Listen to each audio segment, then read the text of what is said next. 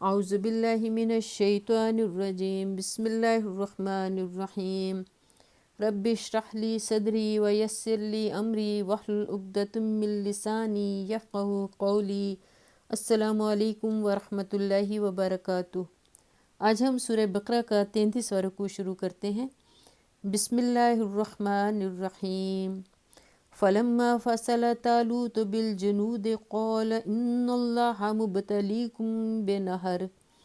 پھر جب طالوت لشکر لے کر چلا تو اس نے کہا، ایک دریا پر اللہ کی طرف سے تمہاری آزمائش ہونے والی ہے۔ فمن شرب منہ فلیس منی، جو اس کا پانی پیے گا وہ میرا ساتھی نہیں۔ وَمَن لَّمْ يَطْعَمْهُ فَإِنَّهُ مِنِّي إِلَّا مَنِ اغْتَرَفَ غُرْفَةً بِيَدِهِ۔ میرا ساتھی صرف وہ ہے جو اس سے پیاس نہ بجھائے، ہاں ایک آدھ چلو کوئی پی لے تو پی لے۔ فَشَرِبُوا مِنْهُ إِلَّا قَلِيلًا مِّنْهُمْ، مگر ایک گروہ قلیل کے سوا وہ سب اس دریا سے سیراب ہوئے۔ ممکن ہے اس سے مراد دریائے اردن یا کوئی اور ندی یا نالا ہو۔ طالوت بنی اسرائیل کے لشکر کو لے کر اس کے پار اترنا چاہتا تھا، مگر چونکہ اسے معلوم تھا کہ اس کی قوم کے اندر اخلاقی انضباط بہت کم رہ گیا ہے، اس لیے اس نے کارآمد اور ناکارہ لوگوں کو ممیز کرنے کے لیے یہ آزمائش تجویز کی۔ ظاہر ہے کہ جو لوگ تھوڑی دیر کے لیے اپنی پیاس تک ضبط نہ کر سکیں، ان پر کیا بھروسہ کیا جا سکتا ہے کہ اس دشمن کے مقابلے میں پامردی دکھائیں گے جس سے پہلے ہی وہ شکست کھا چکے ہیں۔ فَلَمَّا جَاوَزَهُ هُوَ وَالَّذِينَ آمَنُوا مَعَهُ قَالُوا لَا طَاقَةَ لَنَا الْيَوْمَ بِجَالُوتَ وَجُنُودِهِ۔ پھر جب طالوت اور اس کے ساتھی مسلمان دریا پار کر کے آگے بڑھے تو انہوں نے طالوت سے کہہ دیا کہ آج ہم میں جالوت اور اس کے لشکروں کا مقابلہ کرنے کی طاقت نہیں ہے۔ غالباً یہ کہنے والے وہی لوگ ہوں گے جنہوں نے دریا پر پہلے ہی اپنی بے صبری کا مظاہرہ کر دیا تھا۔ قال الذين يظنون أنهم ملاقو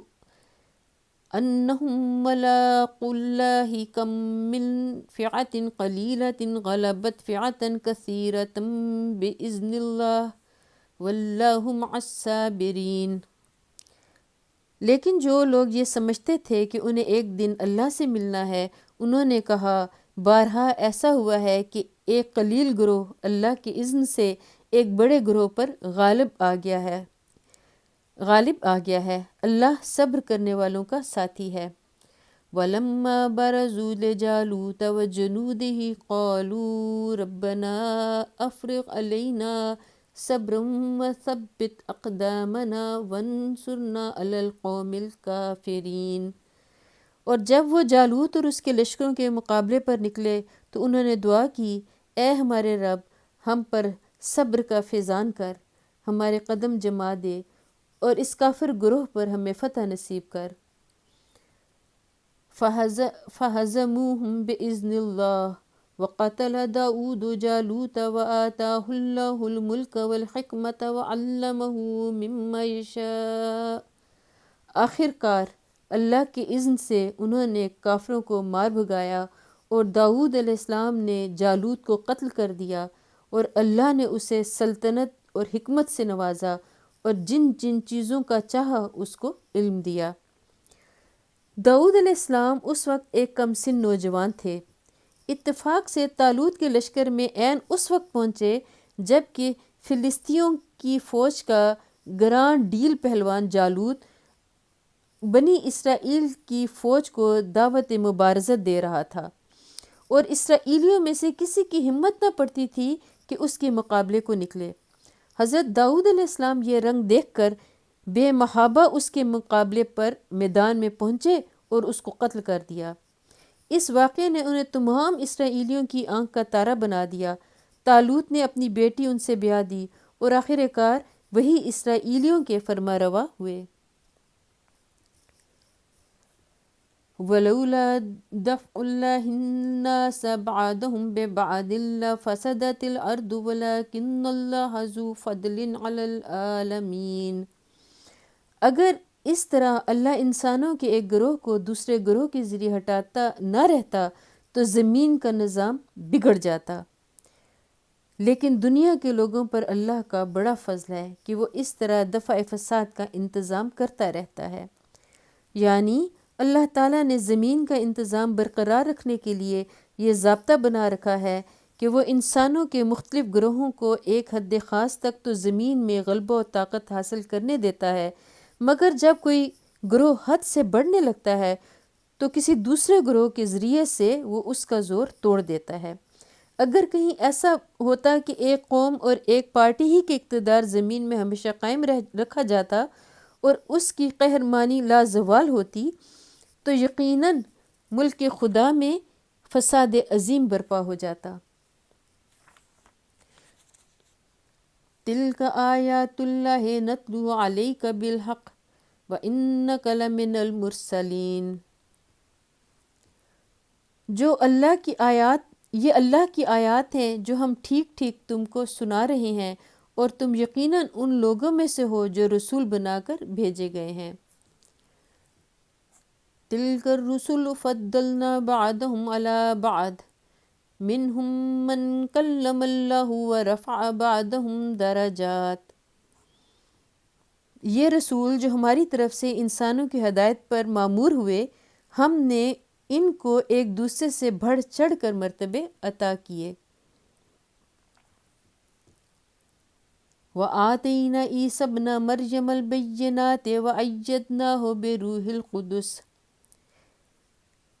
ان میں سے کوئی ایسا تھا جس سے خدا خود ہم کلام ہوا، کسی کو اس نے دوسری حیثیتوں سے بلند درجے دیے، اور آخر میں عیسیٰ علیہ السلام ابن مریم کو روشن نشانیاں عطا کیں اور روح پاک سے اس کی مدد کی۔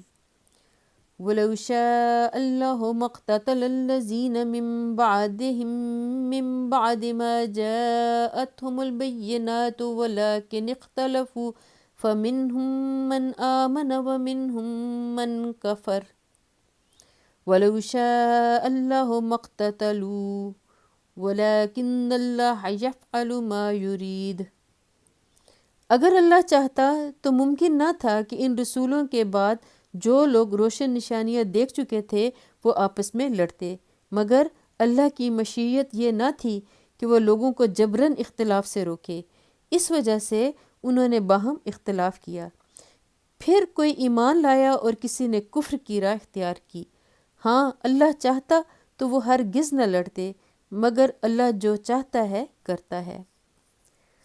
مطلب یہ ہے کہ رسولوں کے ذریعے سے علم حاصل ہو جانے کے بعد جو اختلافات لوگوں کے درمیان رونما ہوئے اور اختلافات سے بڑھ کر لڑائیوں تک جو نوبتیں پہنچیں، تو اس کی وجہ یہ نہیں تھی کہ معاذ اللہ خدا بے بس تھا اور اس کے پاس ان اختلافات اور لڑائیوں کو روکنے کا زور نہ تھا۔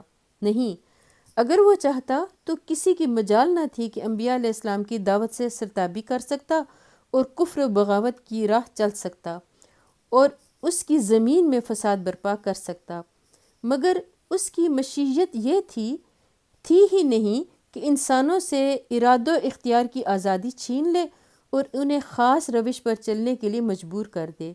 اس نے امتحان کی غرض سے انہیں زمین پر پیدا کیا تھا، اس لیے اس نے ان کو اعتقاد و عمل کی راہوں میں انتخاب کی آزادی عطا کی، اور انبیاء کو لوگوں پر کوتوال بنا کر نہیں بھیجا کہ زبردستی انہیں ایمان و اطاعت کی طرف کھینچ لائے، بلکہ اس لیے بھیجا کہ دلائل سے لوگوں کو راستے کی طرف بلانے کی کوشش کریں۔ بس جس قدر اختلافات اور لڑائیوں کے ہنگامے ہوئے، وہ سب اس وجہ سے ہوئے کہ اللہ نے لوگوں کو ارادے کی جو آزادی عطا کی تھی اس سے کام لے کر لوگوں نے یہ مختلف راہیں اختیار کر لیں، نہ اس وجہ سے کہ اللہ ان کو راستے پر چلانا چاہتا تھا، مگر معاذ اللہ اسے کامیابی نہ ہوئی۔